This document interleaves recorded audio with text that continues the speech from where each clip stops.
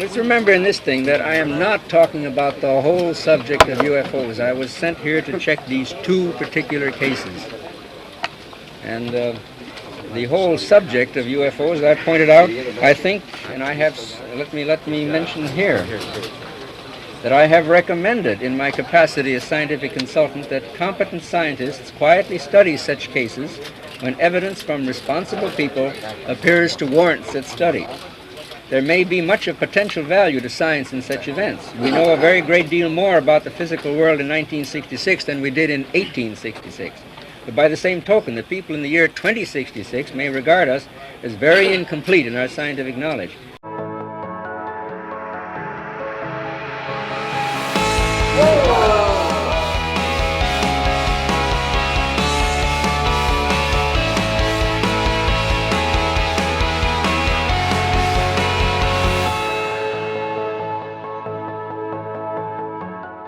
Now, you mentioned Dr. J. Allen Hynek. Mark and I are very interested in the work that both you and he did together.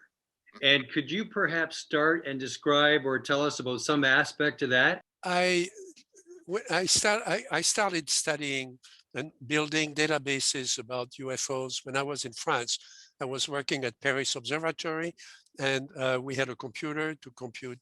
I had been recruited to be part of the first satellite tracking team at Paris Observatory. This was back in the very early 60s. And we had a computer, and I started using that computer to look for patterns, and the patterns appeared. So I wanted to do more, and it was pretty obvious that in France, that work couldn't be done officially, and you needed resources. You needed, at a minimum, you needed a computer. In those days, computers were expensive, and they would fill a large room. So I started looking at opportunities to come to the U.S. and I was recruited by University of Texas, where the chairman of astronomy was a French scientist named Gérard de Vaucouleurs, who was an expert on planets.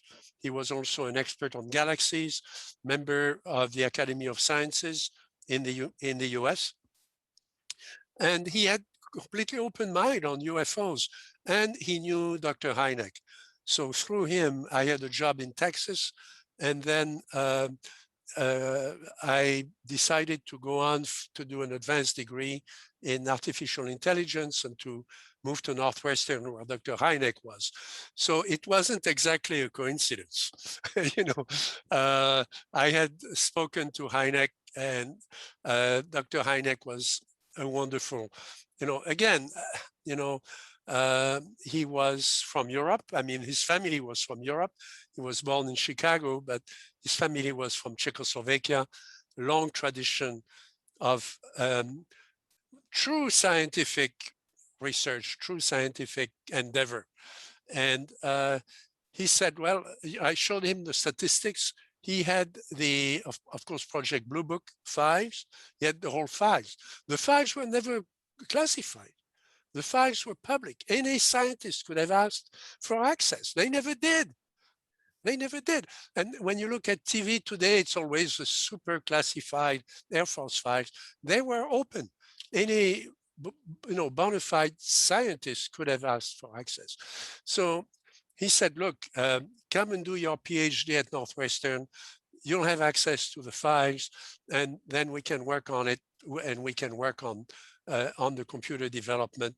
And then that was extraordinary, because he was someone who was very alive, very open, didn't really care what his colleagues really thought. And he was a true researcher. He told me once that he was a researcher beyond scientific research. He was a researcher in philosophy and the meaning of life. And he said, he told me that the reason he became interested in UFOs was about the challenges, about, what is this world? If this is real, what does that mean for human existence? it's not just that we'll discover anti-gravity or, we'll have a new beam of light that can kill somebody at 10 kilometers and so on. He wasn't interested in that aspect of it. Of course, he was also close to the Air Force, and the Air Force had to look at it as a potential threat. So that was a very intense time. Excellent. Now, Dr. Vallée, I want to go back to 1966 for just a couple minutes. I've got a personal connection to this myself. I lived in Sarnia, Ontario, Canada, right across the river from Port Huron, Michigan, just 45 minutes away from where all that activity occurred, with the girls' school and so on. Yes. And I will make this real brief, but on March 28th, in the evening, I walked out of Scouts and looked up in the sky and saw a light slowly going back and forth with a light underneath it, like some kind of object that would change direction without coming to a stop. And to make a long story short, it was all written up in the next day in the paper. Over 200 people had seen it, and they had sent from the Selfridge Air Force Base on the US side, between Detroit and Port Huron, they had sent 2 fighter jets after this. And of course, this object left them in the dust. Now, I just wondered, do you have any insight? Were you personally involved with that, those flaps right there in Michigan at that time? And if you've got any insight around that? Well, I was at Northwestern at the time. Working, and as I was going back to school to do my PhD, I was working part-time for the observatory essentially for Dr. Hynek, and reorganizing files and including the Bright Star catalog for the observatory and so on. And so we were hearing about what was going on. And of course, Dr. Hynek went there. 2 cases at Dexter and at Hillsdale. Here's one part I do want to read. I want it clearly understood that I'm not making a blanket statement to cover the entire UFO phenomenon over the past 20 years in this and other countries. I'm discussing only the Dexter and Hillsdale sightings, and then only that material which I have been able to sift down and to that which forms a consistent picture. When he came back from there, several of us were obviously very, interested in the research and so on. And we told him, how could you possibly say that it was swamp gas? And he said, well, what they described something that resembled swamp gas. And, he was only there for a couple of days. And of course, the Air Force wanted to, try to find some explanation very quickly. I don't want you saying that the Air Force is trying to cover up with a picture of Venus and the moon. This has nothing to do with the Hillsdale and Dexter cases. But the testimony from the young women at the school, really wasn't very convincing. They opened the window and there was a light in an area that was the fields and so on, where there were some marshes, there were some swamps in that area, and the light was very dim, what that they described. Of course, that's a part, it wasn't in the sky there, it was just close to the ground. And he felt that he didn't have enough data to go to the scientific community or to the Air Force to say this is a case that's going to open up the discussion. Some of these witnesses have told us that they've seen it hundreds of yards in the sky. Some, 1 or 2 witnesses did say that, but the great majority, again, you must remember that I've sifted down all the many reports. I've been talking to these people day after day. You cannot simply take every statement made and give it credence. You have to get the least common denominator of these statements. I was able to get from them that the lights appeared to rise somewhat and descend, not many times, a few times during the course of the evening, both the Hillsdale girls and the people at Dexter described the glow of the lights behind the trees as though they would get brighter and dimmer, as though stage lights were being turned up with a rheostat, as they do in stage lights. None of them, except those two people, Mr. Manor and his son, no one else described an object, gentlemen, ladies and gentlemen. Are you saying, Doctor, that Michigan is now producing non-existent saucers?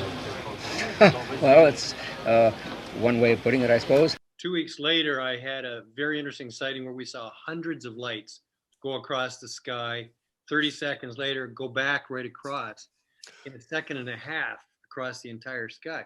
But I remember at the time when it was pronounced that it was swamp gas, I was terribly disappointed. Yeah, everybody was. I knew that it was not swamp gas. And, you know, during that, in the months that followed, there were hundreds of sightings throughout Michigan.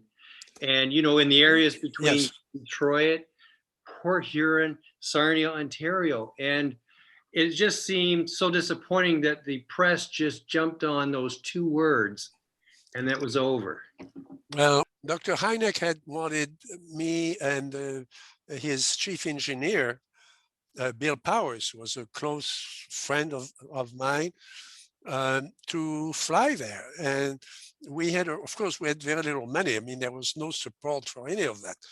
But we had a friend who had a private aircraft and was a private pilot, and he could fly both of us to Michigan to be with Hynek, because the problem was Hynek only had a short time, and there were many of these reports. And by himself, he couldn't interview everybody. So we would have gone there and we would have deployed, you know, across that area, and we would have handled the rest of the interviews. Well, there was no time to do that. It turned out you know, we all had other constraints, professional business. The airplane was delayed. End of story, we never went there. And Hynek always said later, if you and Bill had been with me, you know, I would never have talked about swamp gas, you know, because that was a mistake. The majority of observers in both cases have reported only lights, red, yellow, and green, silent glowing lights near the ground. They have not described an object. Even the only two observers who did describe an object have stated that they were no closer than 500 yards, better than a quarter of a mile. Now, I doubt that one could make out much detail at that distance at night. It was a dark night, no moon, and by the way, the winds were fairly calm, which would be again conducive to this sort of thing. In fact, in his testimony at the Detroit Press Club, which was filled to capacity with reporters. I mean, everybody was there, all the channels and so on. And he said that it might have been swamp gas, except for the fact that when people heard swamp gas, they rushed out of the room. Everybody went to a telephone. I mean, there were no cell phones, and started calling their newspaper saying, you know, headline, you know, Air Force expert calls the lights swamp gas, you know, and that was all over the place. And at that point, he couldn't say, wait, I didn't say that. Okay, that was it. He had to live with it. That certainly gave him prominence in the press that he would not have gotten if he had said, you know, this is a scientific problem and we have to study it with computers. People would have, you know, would have discounted that. I wonder if you would take a look at this picture and tell me if that is a flying saucer or not. Doctor, is there a possibility that flying saucers do exist, though? It depends on how you define this now. What do you mean by a flying saucer? An unidentified object from outer space? I think that's the popular conception. That would be the popular conception. Certainly I have no scientific evidence that this is so, and I would be delighted to have some, really, if I could. It would just think how exciting it would make things.